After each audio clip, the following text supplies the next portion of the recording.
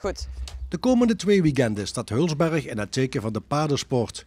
Rij- en menvereniging Pegasus gaat een groot evenement organiseren. Laatste decoratie. Regiokampioenschappen, de Limburgse kampioenschappen voor springen en dressuur, paarden en ponies en dan meerdere rubrieken.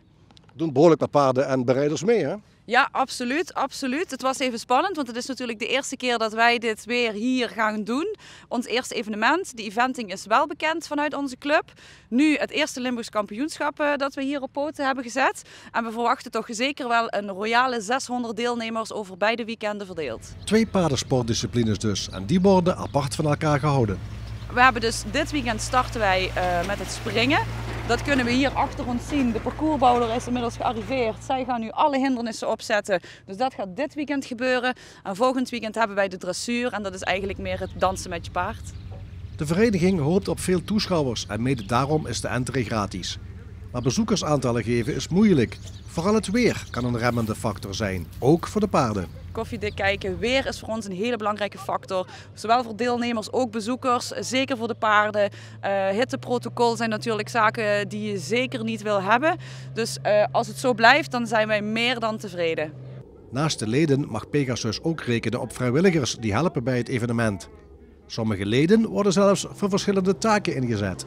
Wij hebben een 65 leden plus minus, maar als je dan ziet hoeveel vrijwilligers wij hebben, dan gaan we eruit van een kleine 200 waar we het over beide weekenden mee gaan doen. Nou, ik doe vandaag helpen met secretariaat. Vanavond ben ik een ringmeester.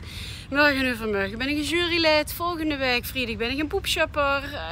En zondag ben ik de omroep. Dus, en voor de rest help ik met alles wat gebeurt deze week. Multifunctioneel. Ja, zo ongeveer, ja. Julie heeft zelf haar eigen paard en dat is ook een winnaar. Nou, dit is mijn paard. Dit is Indian Times. Ja, die staat hier goed uit te kijken over wat er allemaal gebeurt, zoals je ziet. Hij vindt het allemaal wel interessant. Dit gebeurt er natuurlijk niet iedere dag, al dit spektakel. En ja, meerdere keren hebben wij ook Limburgse kampioenschappen mogen rijden en ook Limburgse kampioen mogen zijn. En nu kan hij er zelf naar uitkijken.